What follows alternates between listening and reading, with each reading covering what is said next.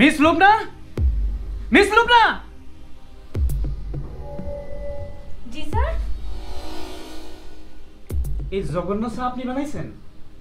Sir, চা আমি বানাবো কেন? চা বানানো কি আমার কাজ?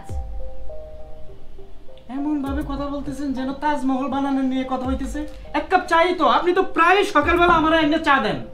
স্যার, কোনোদিনও আমি আপনাকে এসে চা দেইনি। আর চা যে বানায় যেই বয়, সে তো এক সপ্তাহ ধরে অফিসেই আসছে না। হ্যাঁ, ও এক সপ্তাহ ধরে অফিসে আসতেছে না বলেই তো আমি ভাবছি যে চাটা আপনি বানাইছেন।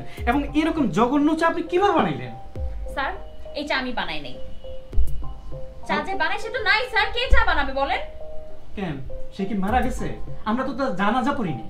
স্যার, সে মারা যাবে কেন? এক সপ্তাহ ধরে সে আসছে না কারণ সে বাড়িতে গেছে ছুটিতে।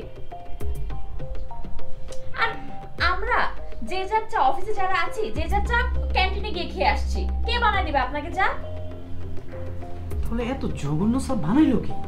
স্যার, আপনি যেহেতু জানতে চাচ্ছেন, আমি আপনাকে একটা কথা বলতে পারি।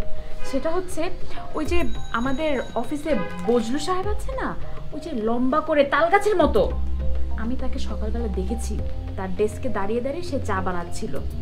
আমার মনে হয় সে চাটা আপনাকে দিতে পারে। রাইট, তুমি ঠিক বলছো। ওরই কাজ এটা।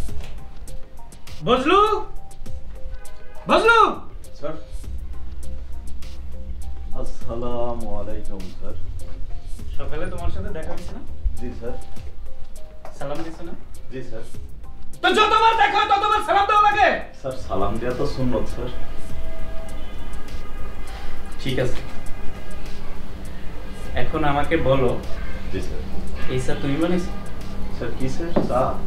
স্যার চা আমি বানাবো কেন? একটা সামান্য এক কাপ চাও বানাইতে পারো না? এরকম জঘন্য চা মানুষ বানায়? স্যার আমি তো চা বানাই না স্যার। তুমি বানাইছো? স্যার আমি চা বানাই না। চা দেখেই বুঝছি তোমার চেহারার সাথে চার খুবই মিল। লম্বা হয়েছে 10 হাত পাহাড়ের মতন, কিন্তু আকল জ্ঞান নাই 1 হাত। স্যার আমি চা বানাই না স্যার। স্যার আজকে সকালে দেখলাম রুমকি ম্যাডাম চায়ের ভিতরে কি যেন একটা দিয়েছে, আমার মনে হলো। একটু দেখবেন স্যার রুমকি ম্যাডামকে দেখে। বলো কি? জি স্যার। তাই তো, পিয়ন অফিসে নাই,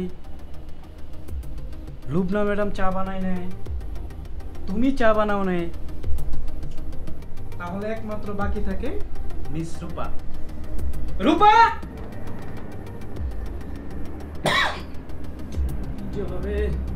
রূপা!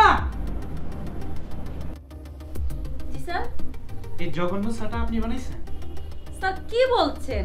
আমি চা বানাবো কেন? চা বানানো কি আমার কাজ? আর হচ্ছে আমার তো অ্যাকাউন্টের কাজ সামলাতে সামলাতেই তো দিন শেষ হয়। আপনার চা বানানো নিয়ে কি আমি বসে থাকি নাকি?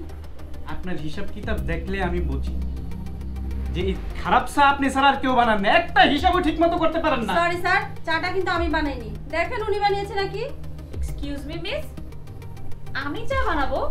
চা বানানো কি আমার কাজ নাকি? আমি কি অফিসে চা বানাতে আসি? হ্যাঁ, আপনিই তো বানান চা। সরি, আমি আপনার মতো না। হ্যাঁ, অফিসে এসে যে চা বানাবো কাজ বাদ দিয়ে, এসব বাজে চাগুলো আপনিই বানান, ঠিক আছে? আমার আর তো খেতে কোনো কাজ নাই, তাই না? আর আপনি যে অফিসে কি অ্যাকাউন্ট সামলান সেটা সবাই জানে। প্রতিদিন একই কাজ করেন আর প্রতিদিন একই ভুল করেন। আসেন কেন অফিসে? এই একদম সামলে, মুখ সামলে কথা বলবেন কিন্তু। মুখ সামনে আমি কথা বলবো না মুখ সামনে আপনি কথা বলবেন? কি বলতেছেন এগুলো? উল্টাপাল্টা কথা বলবেন না, সাবধানে কথা বলবেন। সাবধানে আপনি কথা বলবেন, ঠিক আছে? আর সবসময় এরকম ঝগড়ার মোটিভ নিয়ে থাকেন কেন? এত ঝগড়া করেন কেন প্রতিদিন? শোনেন, ঝগড়াতে আমি চ্যাম্পিয়ন। আমি যখন ঝগড়া করি আশেপাশে যত প্রতিবেশী আছে না সবাই পালিয়ে যায়। শুনেন, সেটা না আপনাকে দেখলেই বোঝা যায় যে আপনি প্রতিদিন ঝগড়া করেন। অফিসটাকেও তো বাসা বানিয়ে ফেলেছেন। প্রতিদিন তো এরকমই ঝগড়া করেন সবার সাথে। আপনাকে আবারও বলছি সাবধানে কথা বলবেন আমার সাথে। আপনি আমাকে চিনেন? আপনি সাবধানে কথা বলবেন, ঠিক আছে? আপনি আমার সাথে কথা বলবেন আপনারা না। কি শুরু করেছেন এগুলো? আপনারা ঝগড়া করছেন কেন? না, এটা কি মাছের বাজার পেয়েছেন? এভাবে ঝগড়া করছেন? ঝগড়া করবো না তো কি করবো? আর মাছের বাজারই তো এটা। ও চুপ করেন, চুপ করেন। আপনারা কেউ চা বানান না, এই চা আমি বানাইছি। হ্যাঁ, এটা একটা জাপানি চা, এই চা আমি বানাইছি। আমার কামই চা বানানো, সারা বাংলাদেশের সব চা আমি বানাই। আমি 24 ঘন্টা শুধু চাই বানাই, আমি আর ব্যবসা বাণিজ্য কিছু করি না। এই চা দিয়ে আমি গোসল করি, এই চা দিয়ে আমি লাঞ্চ করি, এই চা দিয়ে আমি সকালবেলা ব্রেকফাস্ট করি। হয়েছে হয়েছে আপনাদের? স্যার, চাটা যদি আপনি বানিয়ে থাকেন তাহলে কেন আপনি আমাকে দোষারোপ করলেন? কেন আমাদের সবাইকে কেন দোষারোপ করলেন? হ্যাঁ আপনি স্যার, বলেন। ঠিকই তো। চাটা আপনি বানিয়েছেন, আমাকে কেন দিলেন?